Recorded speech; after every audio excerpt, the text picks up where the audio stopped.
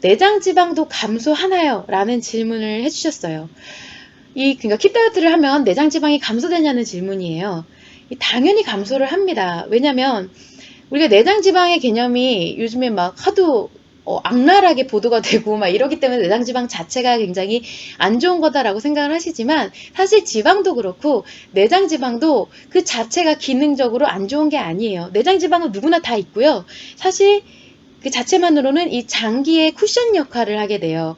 그래서 이게 비만일 때가 문제가 되는 것이지, 내장 지방은 원래 있어야 되는 게 맞는 거고요. 제가 의학적으로 사실 검증을 해본 적은 없지만 당연히 내장 지방이 감소한다라고 말씀을 드린 이유는 딱 하나예요. 이게 공식이 있습니다. 기존 다이어트를 통해서도 이 공식이 뭐냐면, 반드시 내장 지방이 어떤 일정 수준까지 감소를 한 다음에 피하 지방이 빠져요. 먼저 피하 지방 먼저 감소하고 내장 지방이 빠지지는 않거든요. 그래서 외관적으로 내가 피하 지방이 빠졌다, 신체가 감소를 했다 그러면 무조건 내장 지방은 감소했다고 보시면 되는 거예요.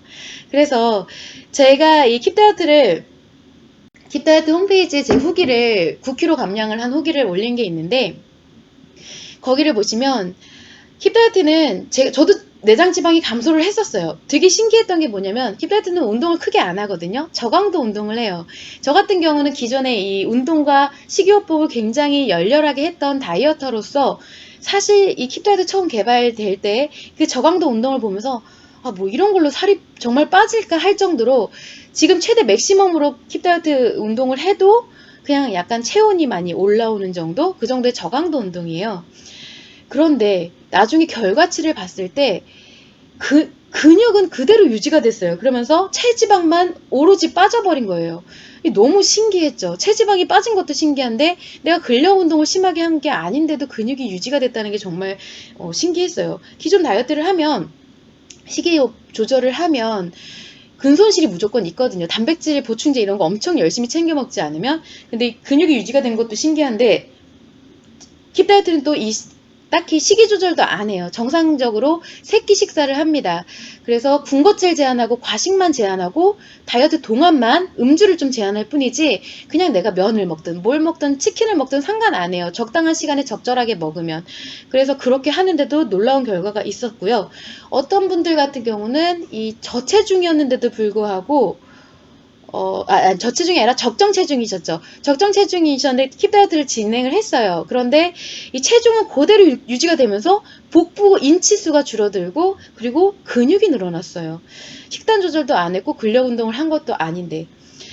그래서 제가 결과적으로 이 임상들을 거치고 제 사례를 보면서 느낀 건데, 확실히 이게 외부 기준으로 다이어트를 한 게 아니구나. 사실 기존의 다이어트들은 굉장히 천차만별이죠. 개개인의 이 인바디 쫙 뽑아봐서 신장, 체중에 따라서 전부 다 다르고요. 그리고 체지방량, 근육량에 따라서 처방되는 운동법이나 식이조절법이 전부 다 달라요. 그런데 킵 다이어트는 사실 어느 분이 하셔도 다 동일하게 정해진 운동량이 있고요. 저강도지만 정해진 운동량이 있고, 그냥 학습까지 하시고 치료까지 하시고 음식도 그냥 일상생활 하시고 다 동일하게 갑니다. 그런데 이 개인마다 다 다르게 이게 나타나는 이유가 뭐냐면, 결국 이 외부 기준에 의해서 다이어트를 하는 게 아니라 내 심리가 회복이 되면서 심리가 알아서 내 체형을 맞춰간다라는 거예요. 그래서 필요한 부분 알아서 감소하고 부족 부분 알아서 채우고 이러면서 밸런스를 맞춰가는 거, 심리가 맞아떨어짐에 따라서 체형의 밸런스도 맞아떨어진다는 게 정말 신기해요. 놀랍죠. 저도 지금도 굉장히 놀랍습니다. 그래서 저도 개인적으로 이런 부분이 이 의학적으로 연구가 되었으면 하는 바람을 좀 갖고 있어요.